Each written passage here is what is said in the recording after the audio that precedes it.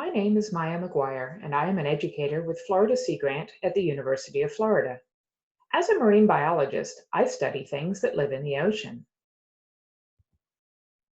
Today I'm going to read a chapter from a book that I wrote with some friends. The book is called One in a Thousand, Those Amazing Sea Turtles. Chapter 7, Natural Threats to Sea Turtles. In addition to dangers from humans, there are also natural problems for sea turtles. Our world is changing quickly.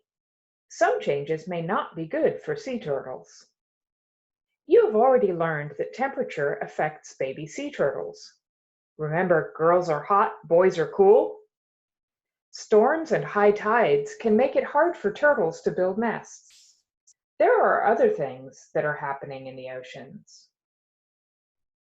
Our weather is always changing. Sometimes it rains, sometimes it's hot and sunny. These events happen in a day or two, and then it changes again. Many people listen to what the weather report in the morning says so they can plan what they should wear that day. They may want to wear a jacket if it's cold. If rain is predicted, they may carry an umbrella. These day-to-day decisions reflect our response to changes in the weather. Climate refers to average weather conditions over a very long period of time. For example, the North Pole is always expected to be very cold in the winter. Florida is usually hot and has a lot of rain in the summer. Records of the weather have been maintained for a little more than the past 100 years. These records have a lot of information about different parts of the world. They tell us that the warmest temperatures ever recorded have occurred in the past few years. This information shows us that the Earth is getting warmer and warmer. The average climate is warming. This broad average change in the Earth's weather conditions is referred to as climate change. Climate change is natural, but some human activities can make it worse. Change can be good or bad. People often talk about winners and losers. The winners are the animals that may benefit from changes that are taking place. In the oceans, a big winner seems to be jellyfish. There are many reasons why the number of jellyfish is increasing. One of the sea turtles you're studying likes to eat jellyfish. Do you remember which one it is? It's the giant leatherback turtle. Would this turtle be a winner too? Scientists do not know the answer to this question. Sadly, there are also losers. These are the animals that find it hard to change. Can you think of an animal that might be considered a loser when talking about climate change? People often think that polar bears will be a big loser. The polar bears need sea ice for hunting. As the climate warms, the sea ice is disappearing. This makes it very hard for polar bears to catch the seals they need for food. When thinking about sea turtles, there are some things about climate change that might make them losers. If a turtle's nest gets warm, more of the babies will be girls when they are born. If the nests get too warm, the eggs might not be able to hatch.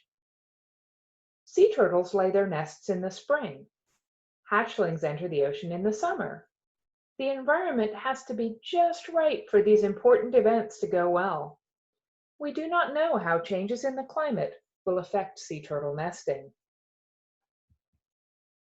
One of the biggest concerns for sea turtles in our changing world is loss of nesting beaches. Because of climate change, the entire Earth is getting warmer. The glaciers and ice at the North and South poles are melting. This is putting a lot more water into the ocean. The surface of the ocean is slowly rising around the entire planet. This is called sea level rise. As the sea level rises, the beach area shrinks. Many areas that sea turtles use for nests are popular beach areas for people. There may be a lot of buildings near the ocean. The buildings prevent new beach from developing naturally from the wind and wave action. Instead, the beach area gets smaller and more of it is underwater at high tide. Even if a turtle lays a nest on such a beach, the eggs will not survive the flooding that occurs when tides are high. In addition, with warmer oceans, storms are expected to get stronger. Warm water acts like an engine. Hurricanes tend to get much bigger with stronger winds when sea temperatures are warm. These bigger storms cause flooding and beach erosion.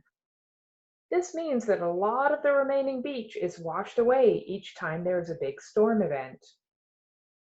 If there are more storms or flooding, there's a lot less beach available for the turtles to use for nesting. This would result in fewer hatchlings being born. There is another climate change effect that has scientists worried. This is called ocean acidification. It is a complicated and difficult problem. Over the past 200 years, our planet has been getting warmer. This warming trend is related to a change that has occurred in the gases in our atmosphere.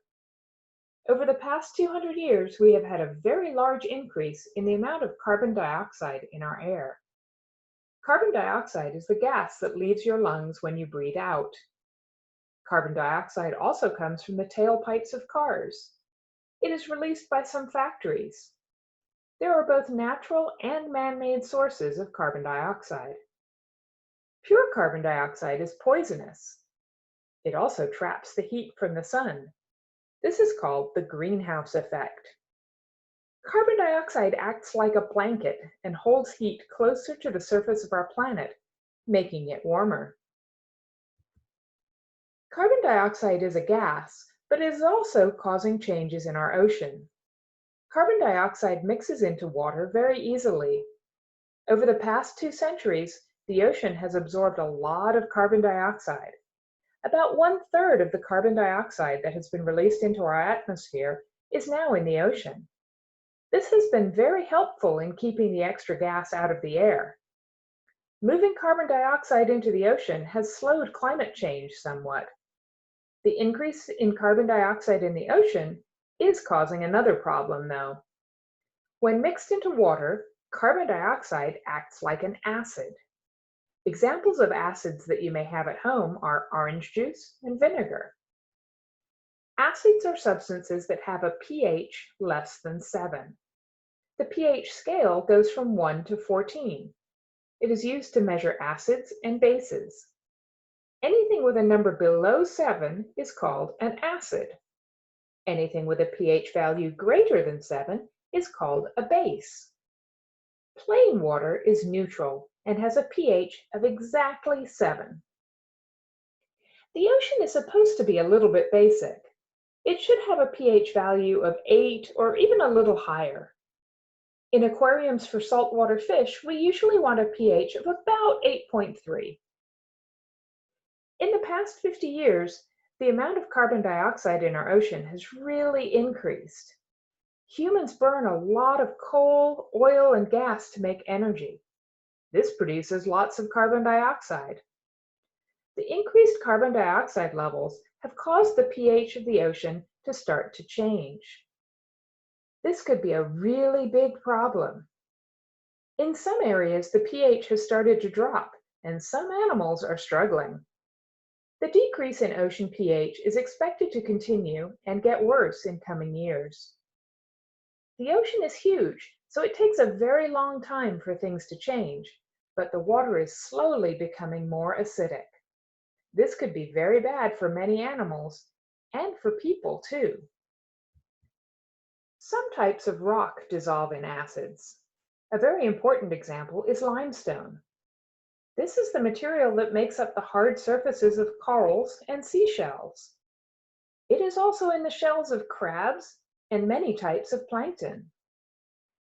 When the ocean becomes more acidic, it is very difficult for shells to form properly. Some of the animals that need shells are at the very base of the food web.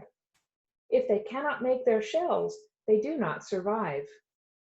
Scientists are worried that the food web itself will be damaged. This means that eventually there may not be enough food for the big animals.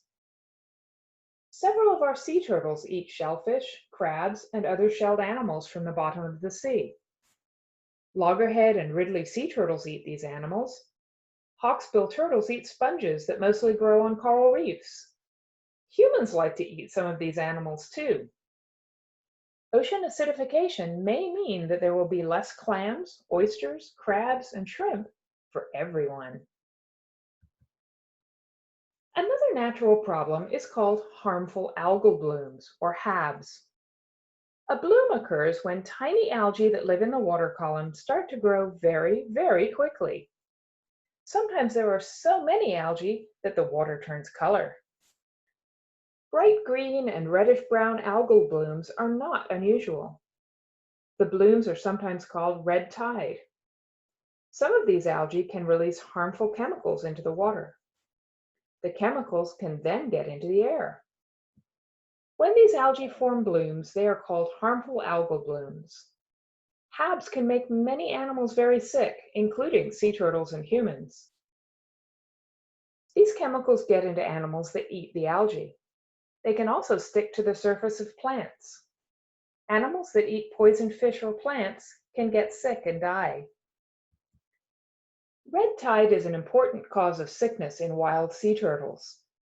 Turtles that are sick from red tide may be unable to swim properly. They can be very confused and not seem to know where they are or what they need to do. Sick turtles may swim in circles near the surface of the water. If these turtles are not rescued, some of them will die. They are at risk of starving because they cannot hunt properly. They may drown because they cannot swim properly. In some cases, they may be hit by boats while they are struggling at the surface. Turtles that are sick from red tide do not all die. If they can swim away from the affected area, they may recover. Some of these areas may be very, very large, though, requiring the turtles to swim tens of miles to get away from the bloom. If the turtles are rescued and taken to a hospital, they will often recover. In a turtle hospital, they can be kept in very small amounts of water so they will not drown. They can be given liquid food to help them until they are well enough to eat normally. Red tide can also be harmful to humans. If people breathe air that has red tide chemicals in it, their eyes will burn and they may start to cough. The chemical is very irritating. This is true for sea animals that breathe air too. If they come up to breathe and the chemicals are thick near the surface of the water, it may be very hard for them to get a good breath. There is another way that HABs can affect marine life. Algal blooms can lead to a loss of oxygen from the water column. When there's a large bloom, there are a lot of dead and dying algae in the water. These dead algae sink to the bottom. Bacteria eat the dead algae. This helps keep the environment clean. Unfortunately, the bacteria also use up a lot of oxygen when they do this. Other animals that live in the water, like fish, need that oxygen in order to breathe. The fish will leave the area if they can, but animals that live on the bottom are trapped. Shrimp, clams, and oysters will all die in such a place. This is the end of Chapter 7. Do you want to learn more? Look for recordings of additional chapters on the Florida Sea Grant YouTube channel.